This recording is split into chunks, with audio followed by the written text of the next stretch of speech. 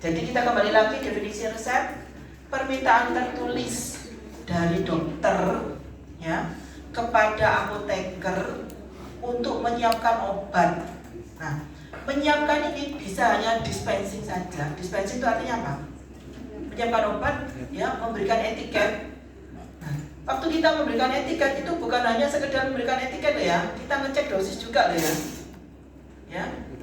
Nah, menyiapkan obat jadi dispensing dan juga compounding. Misalnya dokternya meresepkan ada puyer, gitu kan, ya, atau kapsul. Berarti kan harus menyiapkan ada unsur compounding kan. Nanti saudara pelajari di farmasi praktis 2, gitu ya. Oke. Kita kembali lagi. Berarti resep berarti apa? Ini tadi ya, permintaan tertulis dari dokter ya. Nah, dokternya macam-macam ini ya, kepada apoteker ya, to the pharmacist to compound and dispense a specific medication for individual patient. Ya. Jadi meminta kepada apoteker ya. Jadi permintaan tertulis dari dokter kepada apoteker untuk menyiapkan obat dan menyerahkannya kepada pasien. Nah, menyerahkannya ini dilandasi jiwa asuhan pasien. Yang konkretnya dijelaskan apa tadi? 4 hal tadi. Gampang ya? Indikasi, efekasi, safety, adherence. Oke. Nah, bisa? Bisa. Baik. Nah, ini resep. Ini ya informasi dokter, ada ini pasien, yang identitas pasiennya ya, ini identitas dokternya ya. Kemudian ada tanggal resepnya, ada R-nya ini ya. Namanya subscription R ya. Resipe. Artinya apa? Masuk ke sana. Buatlah, paciklah. Sehatlah. Ini bahasa Latin ya? Iya. Artinya apa? Ambillah. Ambillah ya. Phenobarbital sekian ya, simetrikal sekian ya. Berarti ini jumlahnya kan? Nah, jumlah-jumlah ini namanya apa? Inscriptio kalau bahasa Latin. Kalau bahasa Inggrisnya apa? Inscription. Gitu ya. Oke. Kenapa kok ada bahasa Latin, ada bahasa Inggris ini? Kalau bahasa Latin itu bahasa mati gitu ya. Tidak mungkin ada perkembangan kosakata dan apa structure gitu ya. Tata bahasa enggak ya, enggak ada. Nah, ini kalau tanpa satuan di belakang angka artinya apa? Gram. Jadi ya, tulisannya dokter itu kan sangat bagus sekali, ya kan? Jadi saya kalau di lapangan ya, ada sesuatu di belakang angka ini berarti miligram. Karena tulisannya bagus, nulis M dan sama G huruf itu gak sempet sampeannya. Jadinya apa? Cuma tanda panah, tanda koma gitu ya. Jadi pokoknya ada sesuatu embel-embel ya di belakang angka itu berarti miligram. Saya anunya begitu, ya, seperti saya gitu, ya. Kalau misalnya, ya. Terus ini ada subscription, yaitu apa? Instruksi kepada farmasisnya. Ini harus bagaimana? M itu artinya apa? Paciklah. M itu singkatan Latin, Bu, gitu ya. Nah ini kepanjangannya, kalau bahasa Latinnya apa? Mise. Bacanya mise, tulisannya apa? Misce, gitu ya. Kalau bahasa Inggris mix. Iya, campurlah. Artinya apa? Campurlah. F itu apa? F itu singkatan, Bu. Kepanjangannya apa? FAC. FAC. Ya. Artinya apa? Buatlah. Ya. LA lege artis menurut cara semestinya. Gitu ya. Sesuai sedihnya. S signa apa? Tandailah. Gitu ya. Nah, tandailah, gitu ya. Macam-macam ya, tandailah. Kalau 3 kali sehari apa? TDD. TDD ya. T itu tes. DD itu apa? D yang pertama D yang kedua D. D itu kali, D itu sehari. Pulveres. 1 uno. Ya. Jadi ini misalkan ini ya, tuh ya. Jadi artinya apa? Tandailah sehari 3 kali 1 puyer, 1 bungkus puyer. Ya, jadi itu. Sekarang MFLA, ada lagi MFLA DTD NO 10 ya. Angka 10 Romawi itu loh, X kan? Dibagi menjadi 10. DTD kepanjangan dari apa? Terus tatarles terus stres. Oh, ayo fundamental. Ini lo sering loh. Ini kalau membawa konsekuensi, hati-hati nih ya, kesalahan dosis. Kesalahan dosis itu gampang loh ya. Ya. Kalau pas pada pembelajaran ini dosisnya salah, sudah langsung 0, yang lainnya nggak dilihat. Enak di dosen kalau ngoreksi, tapi nggak enak di mahasiswa. Kalau dosisnya, karena dalam praktek kalau dosisnya salah, pasiennya bisa berakibat apa? Resiko mati kan? Ya, saudara jangan salah dosis. Ya, nah DTD itu yang ada yang bikin kacau. Kalau ada DTD artinya apa? Jumlahnya di sini apa? Itu untuk 1 puyer atau untuk 10 puyer kalau nomor desem. Desem itu 10 ya, X ya, Romawinya. Untuk 10. Buat apa? Untuk 10.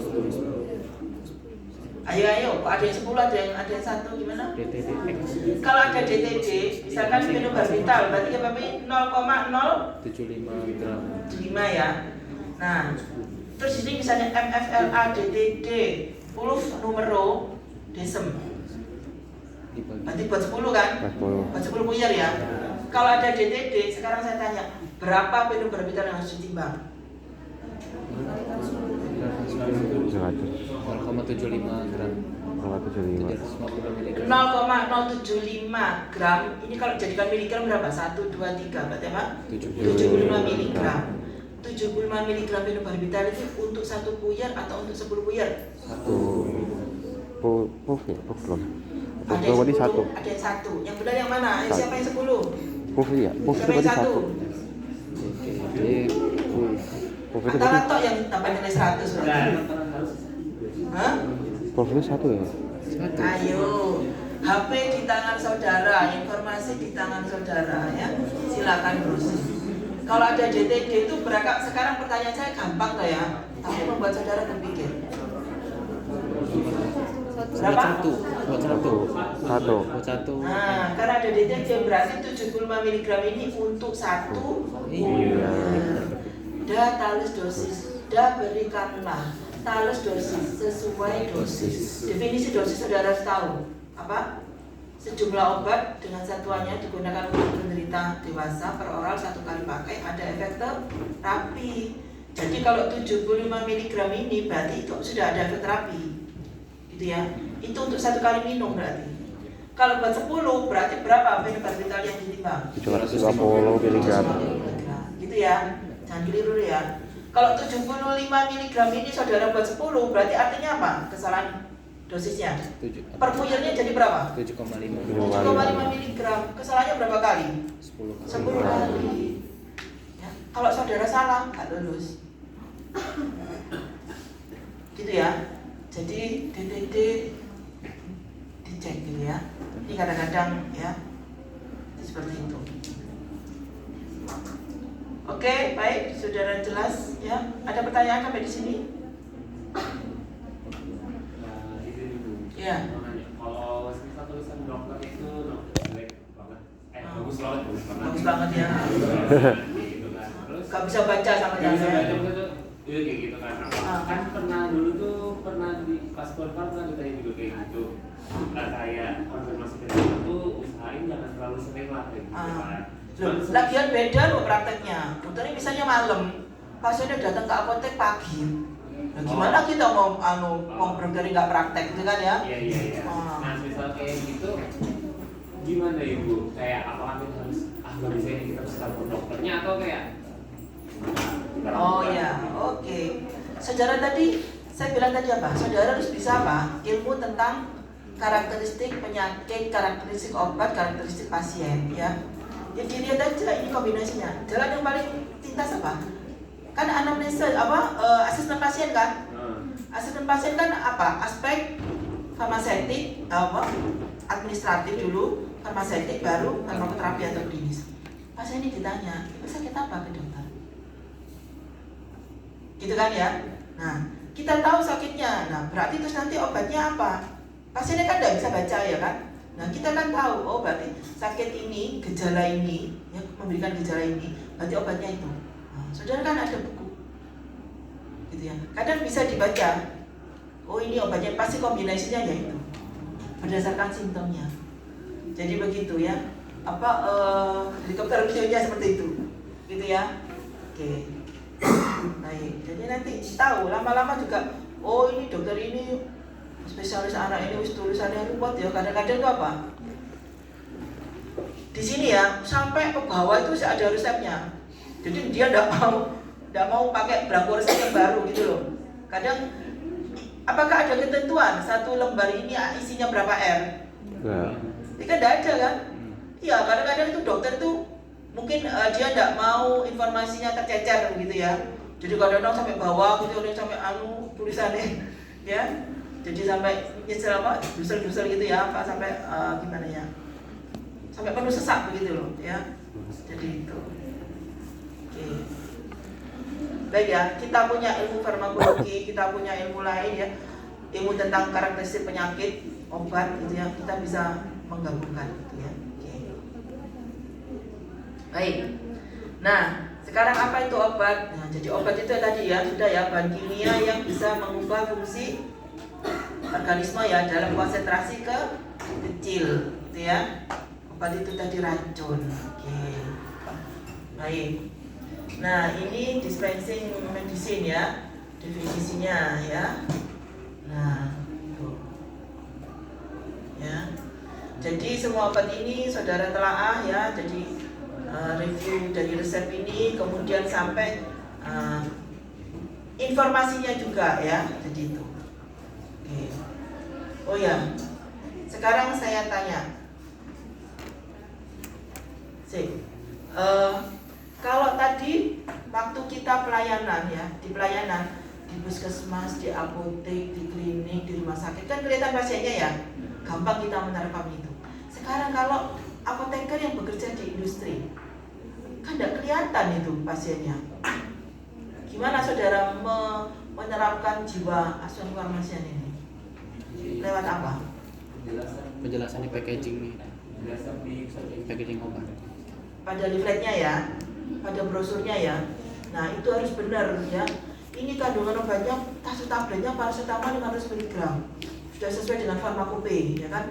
Benar itu kandungannya paracetamol beneran gitu ya, bukan placebo gitu kan ya. Nah itu, terus kandungannya dosisnya benar jumlahnya 500 mg ya. Terus stabilitasnya bisa 2 tahun gitu ya. Kalau vaksin bisa 1 tahun. Nah, itu kan pasti saudara sudah uji stabilitas juga kan? Ya, di lab gitu ya, di industri. Nah, berarti leafletnya yang membeban ke pasien. Sekarang sama produk obatnya. Kalau apoteker kerja di PBF, PBF itu apa? Pedagang besar farmasi distribusi. Apa yang menjamin pertanyaan saya begini, apa yang menghubungkan saudara apoteker yang kerja di BPF itu dengan pasien? Poinnya asuhan farmasian berarti tugasnya di mana? Kalau bekerja di BPF berarti harus saudara tugasnya menjamin apa? Poin utamanya apa? Kualitas. Menjamin obat yang disimpan tadi aman, efektif, masih efektif. Kalau efektif berarti apa? Suhunya Terkendali. harus sesuai dengan karakteristik obat tersebut. Gitu ya, jadi suhunya harus terjaga gitu ya. Misalnya kalau vaksin disimpan di suhu berapa? Vaksin apa dulu Bu gitu ya. Vaksin itu ada yang vaksin sensitif beku, ada yang vaksin sensitif panas ya. Ya, jadi sensitif mana? Kadang vaksin kadang terlalu beku malah rusak gitu ya. Baik. Terus kalau insulin di mana? Coba. Nyimpennya. Insulin kan suntik ya? Suntik. Nyimpennya di mana? Suhu dingin. Suhu di mana? Suhu dingin. Dinginnya berapa? Berapa derajat Celcius? Freezer 0 derajat Celcius atau yang kulkas yang bagian bawah itu Bu 2 sampai 8 derajat Celcius atau di suhu kamar. Kamarmu berapa suhunya? Jangan bilang 35 ya. Ya. Di suhu di mana? 2 sampai 8. 2 sampai 8 derajat Celcius. Itu kalau belum dipakai. Kalau sudah dipakai, sudah dibuka, disimpan di mana? Di suhu kamar. Gitu ya. Nah, makanya itu apoteker di BPF itu begitu ya. Bagaimana menyimpan ya obat tadi supaya tetap stabil tugasnya itu. Karena obatnya stabil tadi untuk kepentingan pasien ya. Baik. Nah, ini dispensing medicine ya. Jadi ilmu-ilmu apa saja yang diperlukan dalam rangka saudara terkait dengan penggunaan obat ini. Farmakologi jelas ya, prinsip of compounding ya, stabilitas ya, ilmu konseling gitu ya, informasi bagaimana ilmu komunikasi tadi dimanfaatkan untuk penggunaan obat ya. Oke. Kemudian dispensing container dan packaging method ya.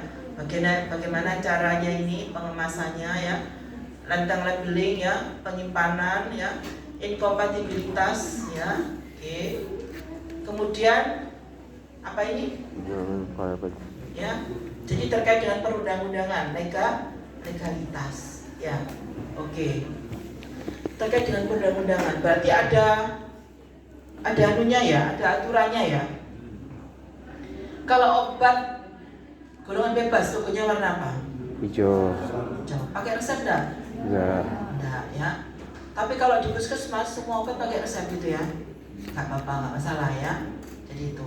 Jadi obat golongan bebas pun ditulis pakai resep juga enggak apa-apa ya. Dibeli bebas juga enggak apa-apa. Ya. Terus kalau obat logo warna biru, Bebas terbatas. bebas terbatas. Ya. Terus kalau obat keras, logonya warna apa? Merah. Lingkaran merah dengan huruf K. Gitu ya. Harus pakai resep apa enggak? Harus pakai resep. Loh Bu, tapi kok pernah saya beli omeprazol di apotek ataupun asam fenamat cuma 20, kok enggak pakai resep? Boleh tanpa resep? Ada logonya warna merah. Itu obat apa itu? OWA, obat wajib apotek. Definisinya apa OWA? Obat yang wajib ada di setiap apotek. Obat yang wajib ada di apotek. Enggak ya. Enggak. Jadi apa? Logonya warna merah dengan huruf K. Berarti obat keras kan? Berarti apa? Obat wajib apotek itu obat keras yang boleh diserahkan tanpa resep. Gitu ya. Coba browsing. OWA itu ada berapa golongan? Obat wajib apotek. Ada berapa? Masuk 2. Ada 3 ya. Golongan 1, golongan 2 dan golongan 3. Ini terkait dengan ini loh, legal ya, legal requirements ya. Saudara bisa menyerahkan obat apa saja gitu ya. Sekarang apa bedanya obat wajib apotek sama obat keras? Terkait dengan apanya? Penggunaannya. Lebih tepatnya gimana? Jumlahnya ya. Ya jumlahnya. Apa contohnya Mas Atala?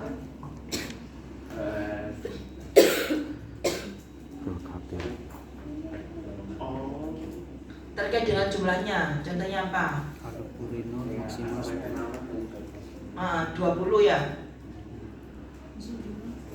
Kalau asam mefenamat butuhnya pasien tadi 30, berarti harus pakai resep. Kalau cuma butuh 10, bisa 20 ya boleh tanpa resep. Gitu ya. Oke. Sekarang saya tanya, apa bedanya obat logo warna hijau sama logo warna biru? Kalau tadi yang sama-sama tadi ya, obat wajib apotek sama obat keras tadi bedanya apa? Jumlahnya yang diserahkan ya. Sekarang kalau bebas sama bebas terbatas, bedanya di mana? Efek samping. Efek samping. Efek samping. Enggak ya. Kenapa? Apa? Yang benar efek sampingnya kenapa? Kalau yang bebas itu biasanya efek sampingnya ringan, sementara yang biru itu efek sampingnya lebih Mengapa kok terjadi efek sampingnya? Terkait dengan apa? Karena penyebabnya apa? Kekuatan. Jadi kalau paracetamol 500 mg kekuatannya, logonya warna apa? Hijau. Coba kalau paracetamol 650 mg. Biru. Itu ya. Ya. Nah. Terus sekarang ada lagi 1 satu golongan obat logonya warna merah dengan huruf K, ya. Tapi dia harus pakai resep dan penggunaannya harus dilaporkan lewat SIPNAP. Apa itu? SIPNAP, Sistem Informasi Pelaporan Obat Narkotika sangat dan terbatas. Psikotropika. Berarti dia golongan obat Obat apa? sangat keras. Psikotropika. Contohnya obat apa? Ganja. Psikotropika. Jadi namanya lo udah tahu. Morfin. Psiko. Berarti apa? Mempengaruhi Sterapi. susunan saraf pusat. Nanti terkait dengan obat apa? Morfin. Yang indikasinya apa? Sedatif, Painkiller. hipnotis, gitu ya, penenang, gitu ya, Antidepresan. ya antianksitas, gitu ya. Kalau painkiller sebenarnya Kalau dosis kecil dia sedatif, membuat tenang. Kalau dosis besar sebagai hipnotis, obat tidur, gitu ya. Jadi supaya tenang. Contohnya obat golongan apa? Solam, sepam, gitu ya. Kalau farmakologi kan nanti belajarnya itu kan, satu golongan itu biasanya namanya hampir sama. Ya. Dia sepam, itrasepam, ya, alprazolam, solam, gitu ya. Sekarang kalau narkotika, logonya gimana? logonya logo ganja. Apa logonya kayak logo apa? Kanabis. Daun Gimana? kanabis. Tanda plus, Tanda warna plus. merah. Ah. Contohnya apa obat narkotika? Fentanyl, morfin. Morfin. Morfin, kodein, Fentanyl. heroin. Heroin narkotika juga? Iya. Untuk obat juga? Bentuknya morfin. Morfin. Morfinnya Mas. Morfin juga. Heroin untuk obat juga enggak? Enggak. Heroin. Heroin itu narkotika atau bukan? Sudah, pertanyaan saya pertama gitu. Narkotika. Narkotika digunakan untuk obat apa enggak? Enggak. Iya, tapi bentuknya morfin kan. Kok di pasaran ada heroin, Bu? Tapi bentuknya dalam bentuk morfin kan itu. Ayo. Ini Yang itu dalam bentuk morfin kan. Heroin itu termasuk narkotika golongan berapa? Golongan satu. Golongan 1. Narkotika itu ada berapa golongan? Ya. Ada 4 golongan. Heroin itu narkotika golongan 1. Tidak pernah digunakan untuk obat. Karena apa? Terlalu kuat. Terlalu kuat apanya? Efek adiksinya. Bukan efek farmakologinya, efek adiksinya. Jadi ketergantungannya terlalu kuat. Makanya kalau ada heroin di lapangan itu ya, itu berarti apa? Gunaan. Siapa yang menyalahgunakan? Apoteker kah? Apoteker Ya, ilegal. kalau apoteker ilegal, orang betul, pinter, iya. ya, terus punya saudara jelek, Apoteker gelap. bisa saja kan, gampang kan. Makanya saudara itu disumpah, gitu ya. Gitu ya, karena saudara punya ilmu, ya. Nah, saudara, ya, lengah sedikit ya. Saudara itu apoteker loh ya, bandar narkoba kelas resmi loh ya. Lo kan, saudara itu bandar narkoba resmi loh ya, apoteker loh ya. Di tangan saudara loh, mau order obat, mau menyalahgunakan obat. Makanya saudara itu disumpah kan, sumpah itu kepada Tuhan kan. Ya, makanya kalau orang pintar ya, hati-hati gitu ya, jangan sampai dia itu berniat jahat ya. Kalau berniat jahat gampang sekali soalnya. Ya, oke. Baik. Jadi kita kembali lagi mana tadi heroin ya. Nah, jadi heroin tadi tidak pernah digunakan untuk obat ya. Oke. Nah, berarti itu nanti SP-nya, surat pesanannya kan beda-beda kan ya. Ada SP reguler, ada SP psikotropik, ada SP narkotik ya. Kalau salah saudara ngambil SP terkait dengan undang-undang ya, nggak dilayani sama PPF ya. Akibatnya lama kan, obatnya nggak datang-datang, gitu kan?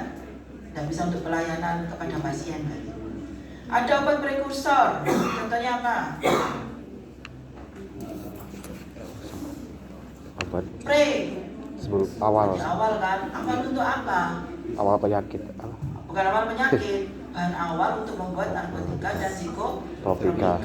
Itu obat apa? Jadi efedrin dan derivatnya ya. Efedrin, pseudoefedrin ya. Penil, propanolamin, lagi ya. Ergotamin. Golongan apa? Ergometrin. Ergotamin, ergometrin ya untuk mengatasi perdarahan gitu ya. Saudara nanti itu belajar sintesis obat juga loh ya. Saudara kalau mau ya, itu aja dari prekursor itu aja Bu, saya buat narkotika. Bisa itu. Nah, makanya kalau orang berilmu makanya harus niatnya harus baik. Itu apa namanya? Dan harus ada Mr. White. sumpah Iya. ya kepada Tuhan. Gitu. Secara Gitu dalam. ya. Mr. Karena saudara White. bisa ngapain aja gitu. Betul. Ayo kita bikin daftar Baik. veterinary. Ada obat OOT, apa itu OOT? Oh, Obat-obat tertentu. Obat counter. Ya. Ada tramadol, dextrobenidil, haloperidol ya. Nah, nanti belajar ya. Dan OTC ya, Ada kita reguler yang untuk biasa gitu ya. over counter. Baik, ini terkait dengan legal ya. Ini saudara harus kuasai juga ini peraturan perundang-undangannya ya, termasuk obat-obat apa saja ya yang boleh diserahkan tanpa resep ya, harus dengan resep. Nah, ini ada ya. Terus dispensi praktisnya seperti apa? Saudara menjelaskan obat tadi harus benar gitu ya, korektrak obat yang benar ya, pada pasien yang benar ya, seperti itu. Oke, berikutnya ini ya, di antara resep dan hati ya. Jadi ini adalah jiwa kefarmasiannya ya. Kita judulnya sampai gini apa tadi? Asuhan kefarmasian sebagai landasan praktek Kefarmasi. ya, kefarmasian ya. Coba dibaca di sini ya, dihayati, direnungkan ya, dimaknai ya. Di antara resep dan hati ya, di meja kecil penuh botol dan harapan. Ya. Apoteker duduk bukan sekedar menghitung dosis. Dosis ini pertama kali ya, karena salah dosis bahaya gitu ya. Apoteker duduk bukan sekedar menghitung dosis. Ia membaca cerita di balik angka, ya kan? Jangan lupa balik DTD itu ya. Iya kan? Jangan keliru itu, jangan enak-enak ya. Ia membaca cerita di balik angka tentang seorang ibu yang ingin esok masih bisa memeluk anaknya. Jangan sampai salah dosis ya, anaknya bisa meninggal itu ya. Membaca tandus Tentang seorang kakek yang ingin tetap kuat menuntun cucunya ke sekolah. Ya. Ia tak hanya meracik obat, tapi meracik ketenangan. Mengganti rasa ragu dengan keyakinan. Tadi ya, understanding tadi ya. Menukar kecemasan dengan pengertian. Asuhan kefarmasian adalah jiwanya. Ya. Mendengar lebih lama daripada berbicara. Menelusuri tiap gejala, interaksi, dan riwayat. Sebelum tangan meraih botol, hati sudah lebih dulu menyentuh pasien. Ya, sebelumnya ambil itu dia tuh sudah berputar ini ya di otaknya tuh, di sisi bener gak ya? Waktu itu kan sudah berpikir dulu gitu kan? Ya. Sebab bagi apoteker sejati, setiap tablet adalah janji, setiap kapsul adalah doa, kan ya? Dan setiap senyum pasien yang pulang sehat adalah tanda bahwa ilmunya telah berpadu dengan cinta. Yes. Semua untuk kepentingan Pak pasien. Jadi saudara baca sendiri di mana sendiri nanti ya di rumah ya, supaya masuk tuh ya, supaya meresap oh yes.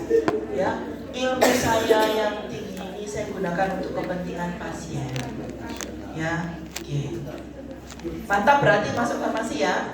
Sudah tidak ingin pindah ke tempat lain ya.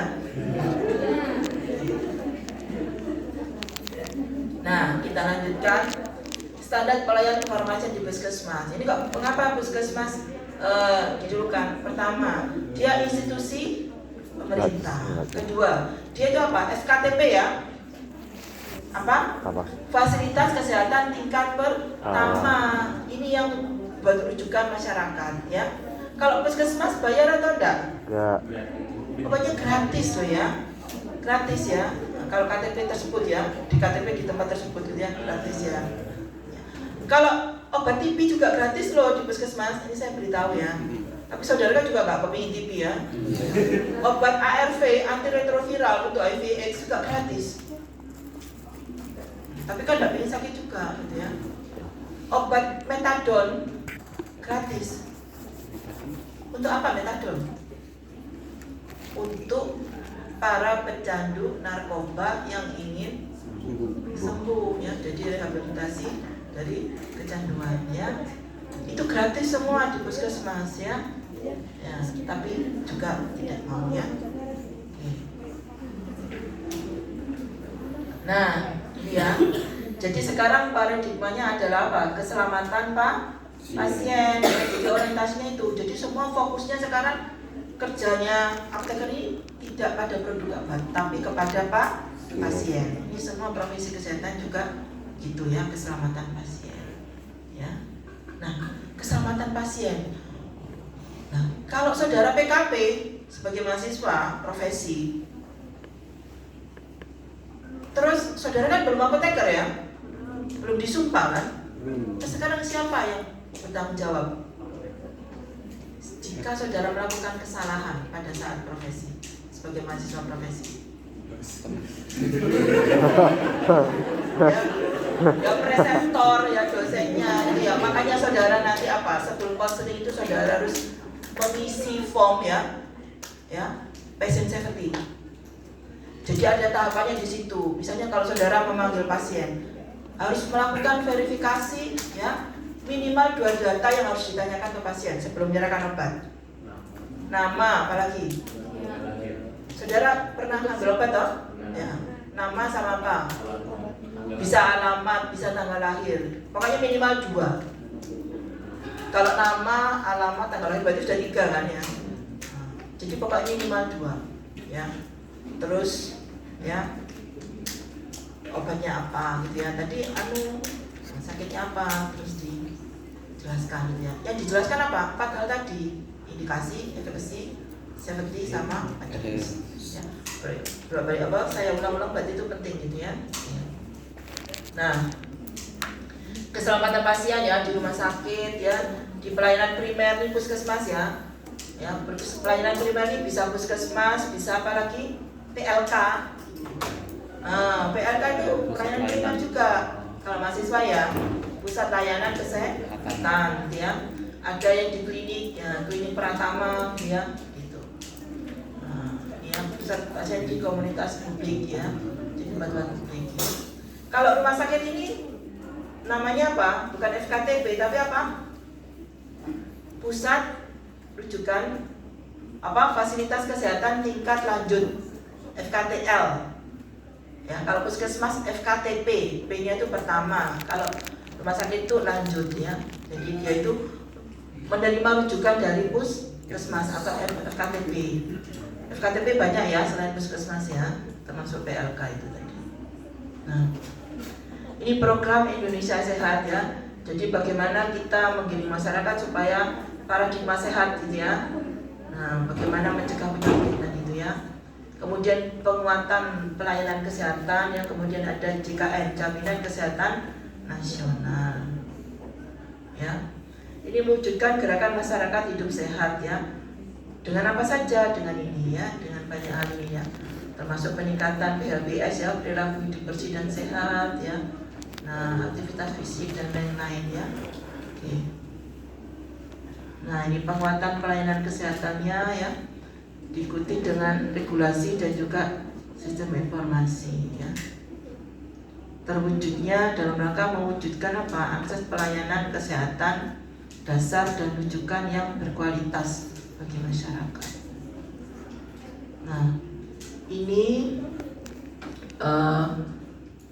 harapan di tahun ya. Jadi terkait dengan UHC ya, Universal Health Coverage ya. Nah, sekarang terus apoteker fungsinya di mana? 1, melakukan ini ya, yang tulis biru ini ya, di kotak biru ini yang tolong diperhatikan ya, dipahami. Melakukan praktek kefarmasian yang profesional dan bertanggung jawab. Itu tadi ya, dengan jiwanya apa? Pharmaceutical care, asuransi farmasian. Menjamin ketersediaan obat dan alat kesehatan yang bermutu. Menjamin ketersediaan obat, obatnya jangan kosong. Jadi saudara harus membuat RKO ya, rencana kebutuhan obat itu dengan bagus. Gini ya ceritanya, Bu, RKO itu untuk apa Bu? RKO itu untuk industri farmasi. Jadi kalau di apotek juga harus menyusun RKO ya, rencana kebutuhan obat di rumah sakit, di tempat-tempat pelayanan juga begitu, mesti diminta RKO. Supaya apa? Untuk bahan sebagai industri farmasi itu untuk memproduksi obatnya. Supaya apa? Obatnya sesuai dengan yang diperlukan kan, sesuai dengan kebutuhan. Kalau berlebih nanti ED kan, expired date ya. Kalau kurang gimana? Masyarakat tadi nggak dapat obat, gitu kan? Jadi itu kepentingannya di sana membuat RKO itu ya. Industri juga tidak mau rugi juga kan, pabrik obat. Kemudian tugas apoteker berikutnya apa? Tadi yang pertama terkait dengan manajerial ya, menjamin ketersediaan obat dan alat kesehatan yang bermutu di fasilitas kesehatan, termasuk pengelolaan obat ini ya, tuh manajerial. Kemudian berikutnya memberikan pelayanan farmasian atau pelayanan farmasi dulu. Jadi intinya tugas kalau di pelayanan itu ada dua ya, kompetensi. Coba nanti saudara lihat ya, di PMK ya, Peraturan Menteri Kesehatan itu saudara baca semua ya, kemudian saudara tarik kesimpulannya ya. Jadi tugas apoteker itu adalah kompetensinya minimal ada dua, yaitu satu pengelolaan obat ya, termasuk tugas manajerial ya. Yang kedua pelayanan farmasi klinik gitu ya. Jadi pengelolaan obat itu terkait dengan apa? Perencanaan, pengadaan ya, penerimaan, penyimpanan, pencatatan gitu ya, sampai pelaporan. Kalau pelayanan farmasi klinik itu ada apa? Pelayanan resep, non resep, pemantauan terapi obat, PTO gitu ya, dan lain, monitoring efek samping obat dan lain-lain. Coba nanti dibaca PMK-nya. Oh iya, saya lupa menjelaskan. Kalau pekerjaan farmasian itu adalah tugas apoteker ya. Nah sekarang yang melindungi tugas kita itu apa di negara Indonesia ini? Katanya negara hukum. Yang pertama itu apa? Undang. Jadi urutan tertinggi undang. Undang-undang kesehatan itu nomor berapa? 17. Yang terbaru? Undang-undang 17 17 tahun 2023. 2023. Di bawahnya undang-undang ada apa? PP, Peraturan Pemerintah. Dulu itu PP terkait dengan pekerjaan farmasian itu PP nomor 51 tahun 2009. Sekarang yang terbaru PP nomor berapa? Nomor 28 tahun 2024 tentang pekerjaan farmasian. Di bawahnya PP ada apa? PMK, Peraturan Menteri Kesehatan. Berikut petunjuk teknisnya, nanti dicari ya. Kalau saudara kerja di rumah sakit, PP nomor berapa? PP nomor 72 tahun 2016. Tolong dicari, nanti dicari ya. Itu nanti apa? Sebagai pengingat ya. PP nomor 72 tahun 2016 tentang apa itu namanya? Apa judulnya Pak? Standar pelayanan kefarmasian di standar kompetensi di PP PMK nomor 72 tahun 2016, PMK nomor 72 tahun 2016. Di rumah sakit. Saya berikan waktu dulu. Standar pelayanan kefarmasian di rumah Di sakit. rumah sakit. Namanya standar pelayanan kefarmasian itu kemampuan minimal atau kemampuan maksimal? Minimal. Minimal. Ya lebih dari itu bagus. Itu ya. Oke. Kalau PP nomor 73 tahun 2016, standar pelayanan farmasian di apotek. Kalau nomor 74, PMK nomor 74 tahun 2016 Puskesmas. di puskesmas. Nah kalau PMK terkait dengan klinik, ya PMK nomor 34 tahun 2021 ya. Jadi nanti coba dicari ya, supaya tahu apa. Kalau saudara lulus, saudara mau kerja di mana gitu ya, cari aja PMK-nya. Oh berarti itu standar pelayanan kefarmasian yang harus saya kuasai, itu standar minimal gitu ya. Baca-baca lagi ya kalau saudara kerja di rumah sakit, berarti PMK nomor 72 tahun 2016 gitu ya, dan lain-lain. Oke, baik. Nah ini ya, pelayanan kefarmasian dalam pelayanan kesehatan ya. Kalau di apotek, ya, apoteker itu adalah pimpinan tertinggi. Tapi kalau di puskesmas, di rumah sakit, dia tergabung dalam healthcare team, gitu ya. Ada tim kesehatan yang lain yang ada dokternya, ada tenaga laboratoriumnya, ada perawat, ada bidan, ada ahli gizi dan lain-lain ya. Jadi gabungan dengan profesi-profesi yang lain. Oke. Nah, peran apoteker di puskesmas apa? Terkait dengan manajerial, klinikal, dan public. Ya, jadi ini penyuluhannya ya.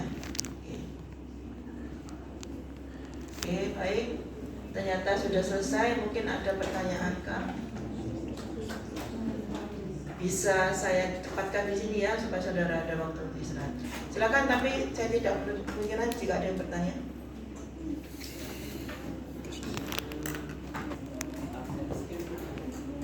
Kenapa? Absensi. Oh, QR. Ya, QR.